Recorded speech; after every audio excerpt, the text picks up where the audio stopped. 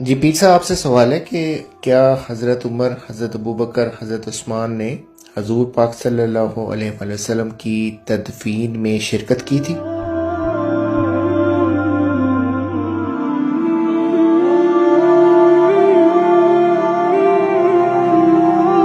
آپ نے جو سوال کیا ہے، اب اہل سنت والجماعت کی کتب میں جو کوئی لکھا ہے میں تو وہ لکھا ہوا آپ کو بتا سکتا ہوں۔ یہ دیکھو، جامع الاحادیث میں یہ بات موجود ہے کہ حضرت ابوبکر صدیق، حضرت عمر فاروق نبی پاک صلی اللہ علیہ وآلہ وسلم کی تدفین میں شامل نہیں تھے۔ اس کے علاوہ بھی حوالہ جات موجود ہیں کہ مسند امام احمد بن حنبل میں بھی یہی روایت موجود ہے کہ حضرت ابوبکر صدیق رضی اللہ تعالیٰ اور حضرت عمر فاروق رضی اللہ تعالیٰ کو آپ بھی آقا علیہ الصلوۃ والسلام کی تجہیر و تدفین میں شامل نہیں ہو سکے۔ اس کے علاوہ بھی روایات ہیں۔ کنز الامال، مسند امام احمد بن حنبل کے علاوہ کنز الامال میں بھی یہی روایت موجود ہے کہ حضرت ابوبکر صدیق اور حضرت عمر فاروق یہ آقا علیہ الصلوۃ والسلام کی تدفین میں شامل نہیں ہو سکے۔ اور مصنف ابن ابی شیبہ نے بھی یہی روایت کی ہے کہ یہ حضرات شامل نہیں ہو سکے۔ جن افراد نے نبی پاک صلی اللہ علیہ وسلم کو غسل دیا تھا انہوں نے ہی آپ کو دفن کیا۔ اصحاب رسول نے نبی پاک صلی اللہ علیہ وسلم کی تدفین میں کوئی شرکت نہ کی۔ مذکورہ افراد نے آپ کی تدفین کی۔ یہ طبقات ابن سعد میں بھی ہے۔ کنز الامال کے الفاظ بھی موجود ہیں کہ حضرت صلی اللہ علیہ وسلم کی تدفین میں 4 افراد کے ہاتھوں عمل میں لائی گئی کہ حضرت صلی اللہ علیہ وسلم کی تدفین میں حضرت ابوبکر صدیق اور حضرت عمر فاروق شامل نہیں تھے۔ کنز الامال کا یہ حوالہ موجود ہے۔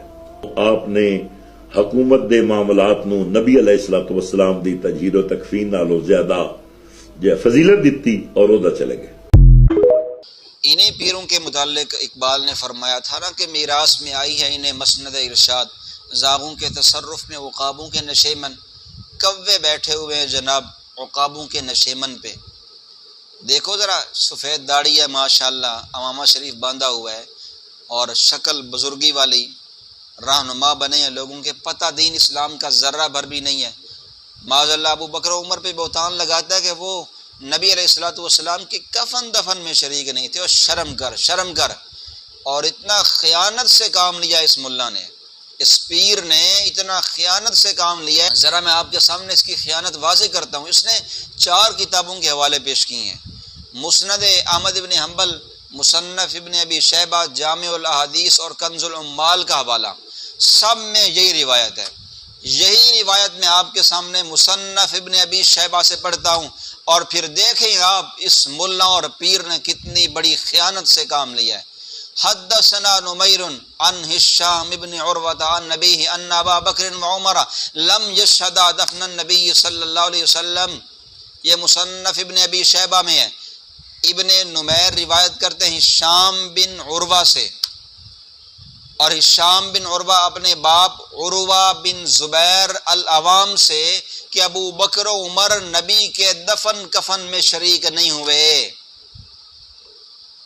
پیر صاحب، اگر آپ اسی مصنف ابن ابی شیبہ کو ذرا اور نیچے سے دیکھ لیتے نا، وہاں لکھا تھا اسنادہ مرسل، اس کی سند مرسل ہے، اسنادہ مرسل، اس کی سند مرسل ہے۔ عروہ بن زبیر خلافت عمر کے آخر میں پیدا ہو رہے ہیں، وہ تو نبی کے کفن دفن کے وقت پیدا ہی نہیں ہوئے تھے۔ جب وہ پیدا نہیں ہوئے تھے تو وہ کیسے کہہ رہے ہیں ابو بکر و عمر نبی علیہ الصلوۃ والسلام کے کفن دفن میں شریک نہیں تھے؟ مولوی صاحب ذرا نیچے پڑھ کے لوگوں کو بتاتے نا کہ مصنف ابن ابی شیبہ میں یہ لفظ بھی موجود ہیں۔ امام مسلم رحمۃ اللہ علیہ مرسل روایت کے بارے میں کیا فرماتے ہیں؟ امام مسلم رحمۃ اللہ علیہ فرماتے ہیں والمرسل من الروایات فی اصل قولنا وقول اہل العلم بالاخبار لیس بحجت، مرسل روایت حجت نہیں ہوتی۔ ہاں پیر صاحب، ہون دس دھوکہ دیتا ہے عوام کو۔ اس روایت کے اندر ہشام بن عروہ اپنے باپ عروہ سے روایت کر رہے ہیں، اور عروہ کے بعد سند ہی نہیں ہے، عروہ نے کس صحابی سے سنا ہے؟ اپنے باپ زبیر سے سنا ہے، کوئی پتہ نہیں ہے، سند ہی منقطع ہے۔ اور خود عروہ خلافت عمر کے آخر میں پیدا ہو رہے ہیں، اور تقریب التہذیب کے لفظ ہیں وَمَوْلِدُهُ فِي أَوَائِلِ خِلَافَةِ عثمان۔ عروہ بن زبیر کی پیدائش تو خلافت عثمان کے ابتدائی دنوں میں ہو رہی ہے۔ اب ایک ایسی روایت جو مرسل ہے، منقطع ہے، آپ اسے ابو بکر و عمر پہ جرح کرنے کے لیے پیش کر رہے ہیں۔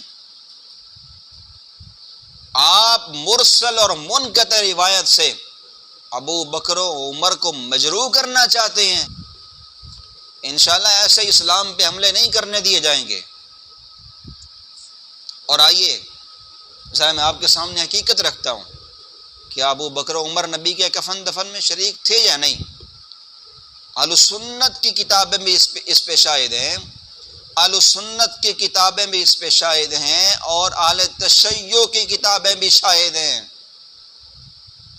سب سے پہلے ایک حوالہ آپ کے سامنے طبقات ابن سعد کا پیش کرتا ہوں۔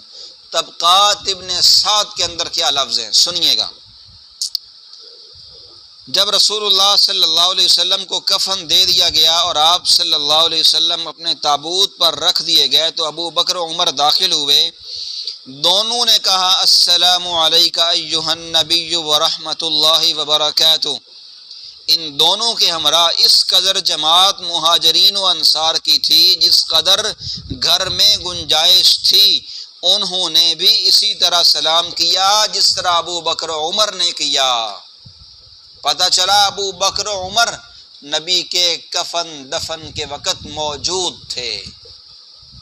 اور آئیے آپ کے سامنے اہل تشیع کے حوالے پیش کرتا ہوں۔ سب سے پہلے اہل تشیع کی معتبر کتاب جلاء العیون سنیں۔ جلاء العیون کی پہلی جلد میں ہے، جب حضور صلی اللہ علیہ وسلم نے انتقال کیا، جمیع ملائکہ مہاجرین و انصار فوج در فوج آئے اور نماز پڑھنے لگے۔ جلاء العیون۔ تو کیا مہاجرین میں ابو بکر و عمر شامل نہیں ہیں؟ اسی طرح حیات القلوب کا حوالہ سنو، ترجمہ حیات القلوب۔ جب حضرت صلی اللہ علیہ وسلم نے رحلت فرمائی، آپ صلی اللہ علیہ وسلم پر تمام فرشتوں نے اور مہاجرین و انصار نے قطار در قطار نماز پڑھی۔ اور اسی کتاب میں ہے کہ جناب عباس امیر المؤمنین کے پاس آئے رضی اللہ تعالی عنہما اور کہا لوگوں نے مشورہ کر لیا ہے کہ جناب رسول خدا صلی اللہ علیہ وسلم کو بقیع میں دفن کریں گے اور ابو بکر امام بن کر نماز پڑھائیں گے۔ اگر وہاں پہ ابو بکر موجود نہیں تھے تو تمہاری کتاب میں یہ کیوں لکھا ہے کہ عباس نے آ کے علی سے کہا ابو بکر امامت کروائیں گے؟ اور اسی طرح دیکھیں اصول کافی کا ترجمہ الشافی۔ الشافی کی عبارت امام محمد باقر علیہ السلام نے فرمایا جب رسول خدا صلی اللہ علیہ وسلم کی روح قبض ہوئی تو ملائکہ مہاجرین اور انصار نے جوک در جوک حضرت صلی اللہ علیہ وسلم پر نماز پڑھی۔ تو جو پیر صاحب نے عبارت پیش کی تھی اس کا میں نے توڑ پیش کر دیا کہ وہ روایت مرسل ہے، اور امام مسلم رحمۃ اللہ علیہ فرماتے ہیں لیس بحجۃ، پیر صاحب اے نہیں چل سکتی، کوئی نویں کٹ کے لایا۔ اور پھر اہل سنت کی کتاب اہل تشیع کی کتابوں سے میں نے آپ کے سامنے پیش کر دیا کہ ابو بکر و عمر نبی علیہ الصلوۃ والسلام کے کفن دفن کے وقت موجود تھے۔ آئیے ابن ماجہ کا ایک حوالہ آپ کے سامنے پیش کرتا ہوں، حدیث نمبر 1558 1558 ابن ماجہ کا حوالہ ہے۔ آپ صلی اللہ علیہ وسلم کی قبر کے بارے میں جب اختلاف ہوا کہ قبر آپ علیہ الصلوۃ والسلام کی کیسی بنائی جائے، اس وقت جب اختلاف ہوا آوازیں اونچی ہونے لگیں تو حضرت عمر نے فرمایا نبی علیہ الصلوۃ والسلام کے احترام میں اب تمہاری آواز اونچی نہیں ہونی چاہیے، خاموش خاموش ہو جاؤ۔ احترام پیغمبر یہی ہے کہ کسی کی آواز نہ آئے۔ تو ابو بکر و عمر نبی علیہ الصلوۃ والسلام کے کفن کے وقت بھی موجود تھے، دفن کے وقت بھی موجود تھے۔ اگر کفن دفن کے وقت موجود نہیں تھے تو ابن ماجہ کے اندر یہ کیوں آ گیا کہ عمر فاروق رضی اللہ تعالیٰ عنہ نے فرمایا تھا کہ ابھی قبر کا اختلاف ہو رہا ہے تو خاموش ہو جاؤ، شور نہ کرو.